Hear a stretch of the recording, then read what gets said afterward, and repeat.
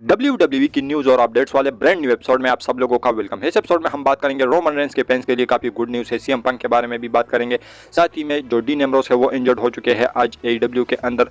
साथ ही में the rock, Roman Reigns और कोडी रेड की सिचुएशन को लेकर भी अपडेट है और भी अच्छी अच्छी न्यूज एंड अपडेट्स है। तो वीडियो काफी इंटरेस्टिंग होने वाली है, एंड तक देखिए। अगर पसंद आए तो वीडियो को लाइक करें, शेयर करें और फर्स्ट टाइम विजिटर चैनल को जरूर से सब्सक्राइब करें। तो एंट्रो के बाद विदाउट वेस्टिंग ज्यादा time, let's begin this video.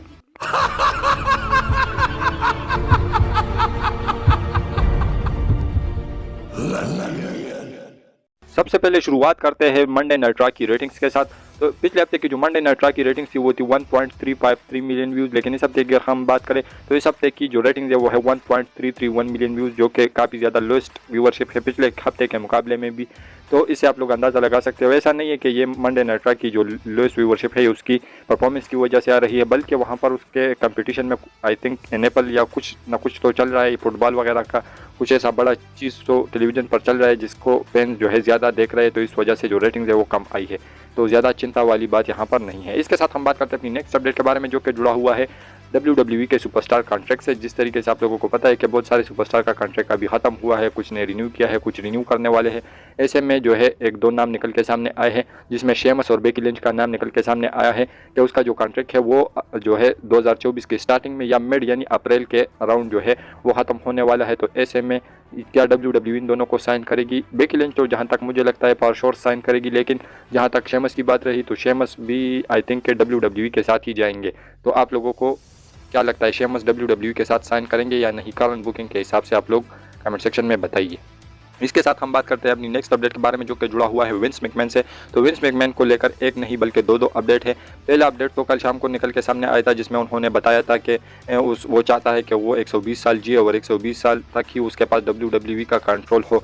तो ऐसे में आज सुबह एक अपडेट निकल के सामने आई है कि वहाँ पर कुछ चीज़ें हैं जिसमें क्रिमिनल इन्वेस्टिगेशन उससे होगी और उसके अंदर उसको बुलाया जाएगा। और यहाँ पर सिर्फ ये नहीं कि इन्वेस्टिगेशन करी जाएगी, बल्कि यहाँ पर उसको जो पोजीशन है या जिस पोजीशन पर वो अभी है यानी CEO है, वो कंबाइंड UFC और WWE के। तो ऐसे में उसका ये जो पोजीशन है ये खतरे के अंदर आने वाला है। तो एक नया जो चीज़ है वो विंस मैकमैन के लिए खुल गया है, जिसमें क्रिमिनल इन्वेस्टिगेशन कुछ तो बताया जा रहा है, लेकिन कुछ तो है जिसमें उसके अंदर उसके विंस मैकमैन की इन्वेस्टिगेशन की जाएगी। उसके बाद उसका जो पोजीशन है उस पर वो काबिज नहीं रह पाएंगे, बल्कि उस इन्वेस्टिगेशन की वजह से उसका जो पोजीशन है वो चेंज सकता है। तो आप लोग इसके बारे में क्या कहोगे? इसके साथ हम बात करते हैं अपनी नेक्स्ट अपडेट के बारे में, जो कि जुड़ा हुआ है जेट कारगिल से। तो जेट कारगिल जो है वो WWE की परफॉर्मेंस सेंटर पहुंच गई है। तो ऐसे में जो है WWE के क्या प्लान है जेट कारगिल को लेकर? तो जेट कारगिल को लेकर जो है WWE के काफ़ी मैसिव प्लान है और उसका जो रिटर्न है वो आप लोगों को काफ़ी जल्द देखने को मिल सकता है अकॉर्डिंग टू अपडेट्स। और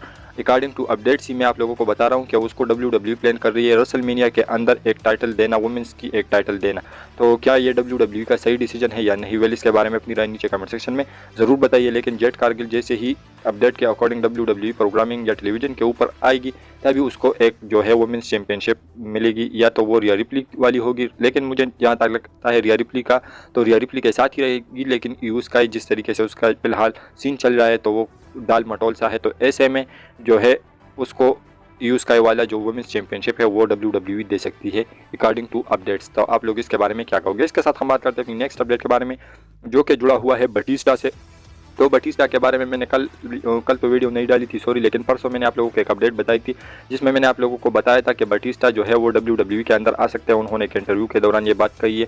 तो वो जो इंटरव्यू थी उसमें वो बिल्कुल पैक था और उसके ऊपर एक अपडेट निकल के सामने आई है कि ये जो वीडियो है इस पर पता नहीं कि क्या हो गया है, लेकिन कुछ तो गड़बड़ है इसमें कि उसमें उसका जो वॉइस वगैरह है वो चेंज करके वो डाला हुआ है।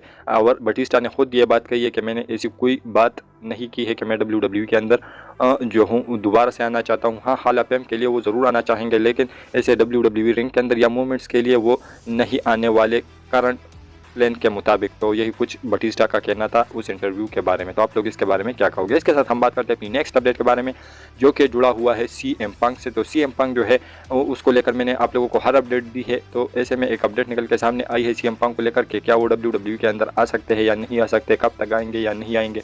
तो ऐसे में ये जो रूमर्स है ये तब से ज़्यादा होने लगी जब कोडी रोड ने रिसेंट में मंडे नाइट रॉ के अंदर सेकंड चांस और बेस्ट इन द वर्ल्ड का रेफरेंस देकर जे ऊसो को पुकारा है। तो ऐसे में जो है वो फैंस ये स्पेकुलेट कर रहे हैं कि जो CM पंक है वो सर्वाइवर सीरीज़ के अंदर आ सकते हैं। लेकिन मैं आप लोगों को बता दूं कि बैक स्टेज पर जिस तरीके की जो एक्साइटमेंट थी सुपरस्टार के दरमियान या सुपरस्टार के अंदर जो एक्साइटमेंट थी कोडी रोड के बुकिंग को लेकर या कोडी रोड के जो है WWE में आने को लेकर, तो वैसी कोई एक्साइटमेंट या इंटरेस्ट नहीं है WWE की सुपरस्टार के अंदर। तो आप लोग इसके बारे में क्या कहोगे? यानी मेरे कहने का कुल मिला के मतलब यही है कि WWE कोडी रोड के लेवल पर CM पंक के रिटर्न को नहीं देख रही। तो आप लोग इसमें क्या कहोगे? नीचे कमेंट सेक्शन ओपन है, ज़रूर बताइए। इसके साथ हम बात करते हैं अपनी नेक्स्ट अपडेट के बारे में, जो कि जुड़ा हुआ है MJF से। तो MJF रिसेंट में एक इंटरव्यू के दौरान आए थे, तो वो काफ़ी ज़्यादा जो है ऐसी स्टेटमेंट्स वगैरह देते हैं जिसमें उसको फैंस काफ़ी ज़्यादा घसीटते भी है और वो कंट्रोवर्सी में हमेशा रहते हैं।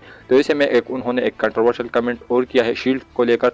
तो शील्ड को लेकर उन्होंने जिस तरीके से मैंने आप लोगों को बताया था कि PWI की जो लिस्ट है वो निकल के सामने आई है, जिसमें टॉप पर सेथ रॉलिंस है, सेकंड नंबर पर रोमन रेंस, थर्ड पर जो है वो डीन एम्ब्रोस है और चौथे नंबर पर MJF है। तो ऐसे में MJF ने इसके बारे में कहा है कि इस लिस्ट के अंदर ये तीनों टॉप पर ज़रूर होंगे, लेकिन ये मेरे से ज़्यादा बेटर नहीं है और मैं पूरी की पूरी शील्ड मेंबर और शील्ड से ही बेहतर हूं और आगे हूं। तो क्या आप लोग MJF के स्टेटमेंट से एग्री करते हो या नहीं? वेल, इसके बारे में अपनी राय नीचे कमेंट सेक्शन में ज़रूर बताइए।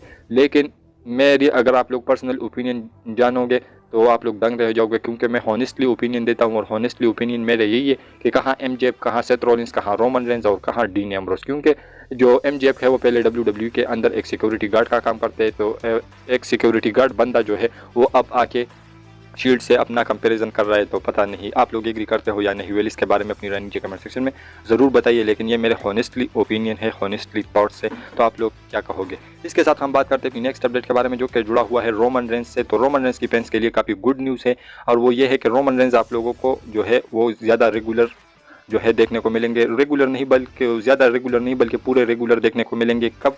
तो साल 2024 के अंदर रोमन रेंस काफ़ी ज़्यादा रेगुलर होने वाले हैं, और उसके पीछे रीज़न यही है कि जिस तरीके से सेथ रॉलिंस बोलते हैं कि रोमन रेंस के पास जो टाइटल है उसको कोई नहीं पूछता बल्कि रोमन रेंस को पूछता है। रोमन रेंस आता है तो वो टाइटल उसके साथ देखती है। तो ऐसे में रोमन रेंस ज़्यादा रेलिवेंट है अनडिस्प्यूटेड WWE यूनिवर्सल टाइटल से। तो ऐसे में WWE अब जो है इसी वजह से रोमन रेंस को ज़्यादा लेके आएगी, उसको नए नए फ्यूड्स देगी, मैचेस में कम्पीट कराएगी। तो ऐसे में जो रोमन रेंस है वो इस टाइटल के प्रेस्टीज को जो है ऊपर लेवल पर लेके जाएंगे और उसको रेलेवेंट बनाएंगे, जिस तरीके से सेथ रॉलिंस ने कहा है।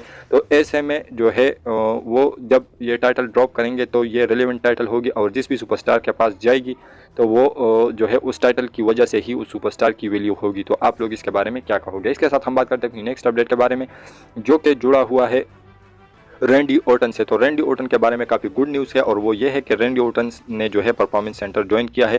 एक वीडियो जो है ट्विटर के ऊपर सर्व कर रही है, जिसमें जो रैंडी ऑर्टन है वो परफॉर्मेंस सेंटर आ चुके हैं, और वहाँ से के कैमरामैन से कह रहे हैं कि इस वीडियो को जो है सीक्रेट रखना, बल्कि इंटरनेट के ऊपर ना दिखाना, ऐसा जो है रैंडी ऑर्टन इशारे वगैरह कर रहे हैं। लेकिन जो गुड न्यूज़ है वो ये है कि रैंडी ऑर्टन ने परफॉर्मेंस सेंटर जो है वो ज्वाइन किया है, और इसका मतलब यही है कि जब कोई सुपरस्टार परफेक्ट होता है, हेल्दी होता है, तो वो परफॉर्मेंस सेंटर ज्वाइन करता है। उसके बाद उसकी रिटर्न जो है वो नज़दीक होती है, या वो उसका रिटर्न WWE प्लान कर रही होती है। तो रैंडी ऑर्टन के फैंस के लिए काफ़ी गुड न्यूज़ है। इसके साथ हम बात करते हैं नेक्स्ट अपडेट के बारे में, जो कि जुड़ा हुआ है डीन एम्ब्रोस से। तो डीन एम्ब्रोस है कि जॉन मॉक्सली जो कि इस समय AEW के अंदर थे, वो इंटरनेशनल चैंपियन थे। तो ऐसे में आज उसका AEW के अंदर मैच था।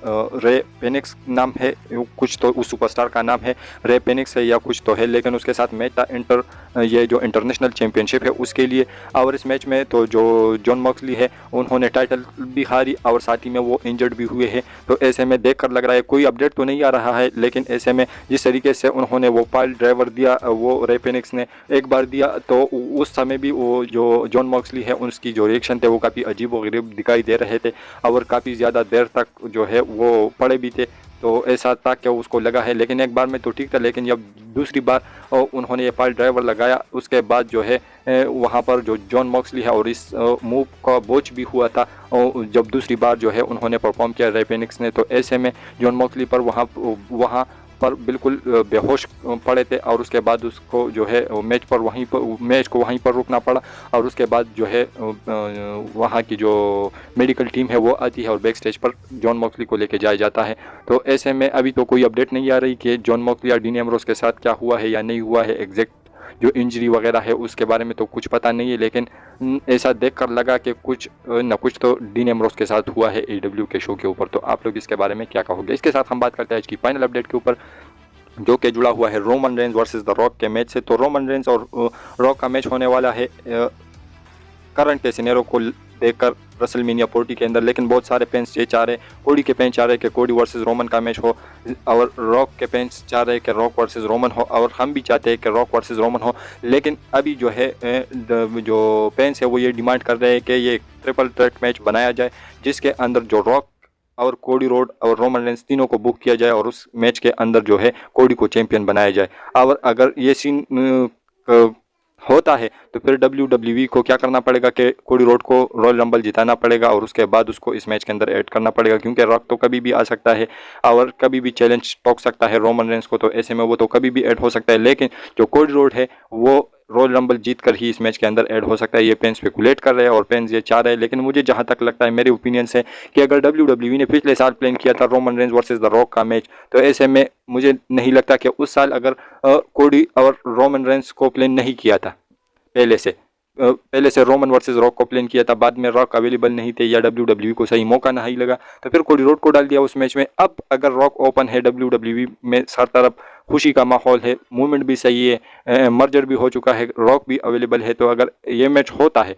तो फिर तो कोडी को बलि का बकरा बनना पड़ेगा, क्योंकि पिछले साल रॉक का मैच कोडी को मिला, इस साल कोडी का मैच रॉक को मिल जाएगा। तो इसमें खर्ची क्या है, कोडी के साथ आगे भी जाकर रोमन रेंज लड़ सकता है, समर स्लैम के अंदर लड़ सकता है, रेसलमेनिया 41 के अंदर लड़ सकता है, या उससे पहले भी लड़ सकता है। तो आप लोग इसके बारे में क्या कहोगे? ये मेरे ओपिनियन से, आप लोग अपने ओपिनियंस और थॉट्स जरूर कमेंट सेक्शन में शेयर कीजिए। और हमारी जो आज की वीडियो थी वो यहीं तक की थी। अगर पसंद आए तो वीडियो को लाइक करें, शेयर करें, फर्स्ट टाइम विजिटर चैनल को जरूर से सब्सक्राइब करें, क्योंकि आप लोगों को हमेशा ऐसी इंटरेस्टिंग और लेटेस्ट वीडियो देखने को मिलती रहती है। तो मिलता हूँ आपसे बहुत ही ज़्यादा जल्दी किसी इंटरेस्टिंग वीडियो के साथ। तो until that time stay healthy and keep watching Russell केचर।